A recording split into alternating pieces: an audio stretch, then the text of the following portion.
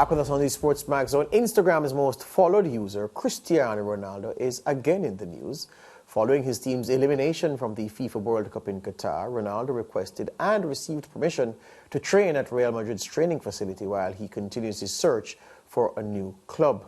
And it seems as if Ronaldo is between a rock and a hard place in some respects, because on one side, he has this big money contract offer from the cash-rich Saudi Arabian club Al Nassr, and on the other hand, he still wants to play at the top level, preferably with a Champions League club. There's so much to talk about Cristiano Ronaldo. It's just the way that he likes it, except that much of the narrative in recent times hasn't been positive for him, but he likes people talking about him. That's what gets him going.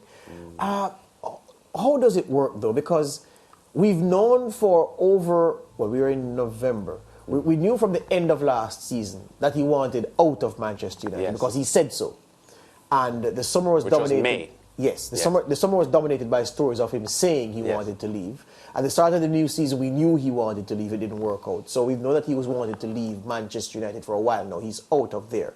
But at the time when he was saying he wanted out, there were many possibilities on paper. The manner of his departure from Manchester United and his performances in the Premier League this season and his performances at the World Cup has caused some potential suitors to say, no, this isn't in our best interest. I think Ronaldo is in a dicey situation, Lance, and he may be forced to take what he gets, because I find it difficult to think any of Europe's elite clubs, where he wants to be to further the Champions League goals gap between himself and Lionel Messi, that any of those teams will sign him. Yeah. Can you repeat what you said about Cristiano Ronaldo and any Bayern Munich interest in him? Yes, you said it a few weeks ago. Yes, they said that he is a tremendous player with a fantastic past. that sums it up, George. And you know what? If Messi wins the World Cup on Sunday, that narrative and the battle and the rivalry between them would put Christie in an even more shady position. Globally, you know, to fans looking on, and we know how fiercely competitive he is, and I think it must be beginning to hurt him now that teams are not falling over themselves to sign him up, because he is not the player he was before. Quite frankly, I can't see him playing for Al Nassr. I know it's a lot of money, and I know that it may be a temptation for him. But money is not Christie's issue. So, you know, I have said in the office that I don't think the large sums of cash that they're dangling would by itself be attractive to him, because he already has a lot of money. But he needs to play, and he wants to play. And I'm not sure what his next move is. Thing is this, if the Al Nassr move happened, and you're right, I don't think it would happen, but if it happened, he would effectively have signaled his retirement from international football, and he hasn't announced that yet. And knowing him, he's not retiring from international football. He hinted that he's thinking of Euro 24. There you go, right. So Al Nassr puts him out of the Portugal picture. The other thing is this, I can see his handlers, if the Al Nassr move happens, spinning it and saying, well, no player in the history of football has ever had a contract like this for 2 years of service.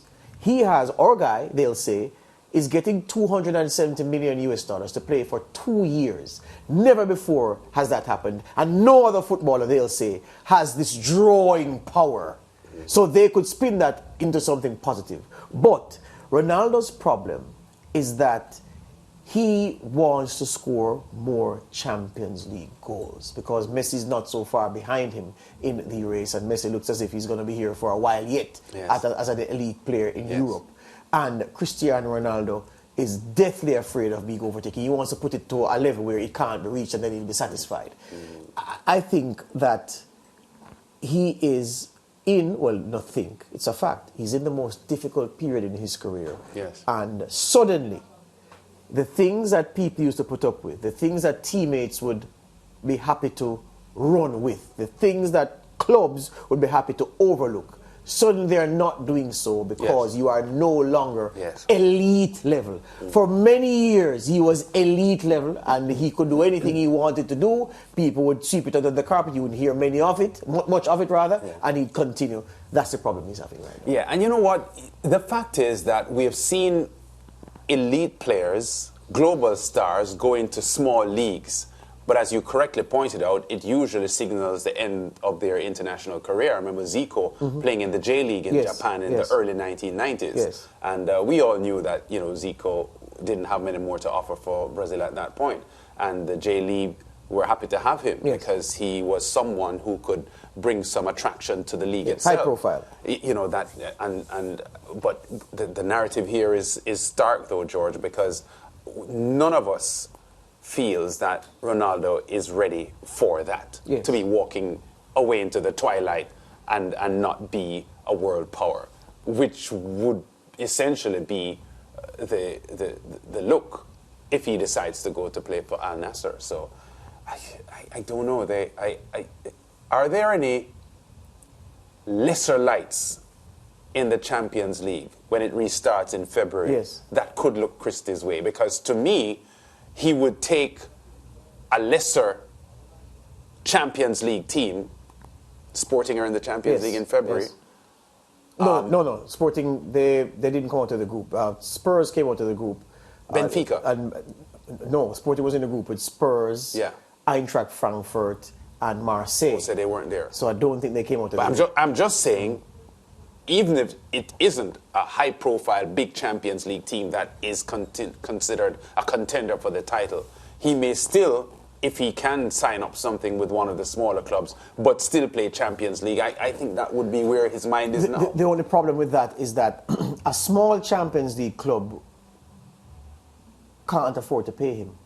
And even though he'll take the chance to play, he still wants to be paid as an elite player because that's a huge part of being elite. When you are used to getting top dollar, massive wages, it's not enough to be the highest paid. But these aren't normal times for Cristiano, George. But I'm saying that he'll want everything, and that's the point, because the moment he's being offered less pay than players he considers to be inferior to him are getting. End of discussion. That's end of discussion, because deal breaker. You're not respecting me because I am Cristiano Ronaldo. I am CR7. So it's funny how these things work, though.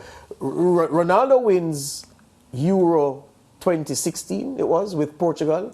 All of a sudden, people say, oh, he's ahead of Messi in the GOAT debate. I didn't think so, but people said so. All right. Messi comes and wins Copa America. Oh, he's level now with Cristi in the GOAT debate. And that doesn't equate to me. So now, if Messi wins this World Cup, I think even those who engage in the GOAT debate just for clickbait's sake, there can be no more GOAT debate. By those matrices, even though I don't think it has anything to do with World Cup or whatever between these two. You're between these two? No. The GOAT debate? No. Okay. Because Lance. The GOAT debate is not just between these two. No. It is just... But these two are in it, in terms of the greatest players of all time. But I'm saying this. Lionel Messi, I keep telling people, prime Lionel Messi, young Lionel Messi, prime Lionel Messi, and the normal Lionel Messi. And the same 3 periods for Ronaldo. The thing about it is this. When you went to a game, and if Cristiano Ronaldo doesn't score, you don't leave that game feeling as if you've just seen the best player active in world football.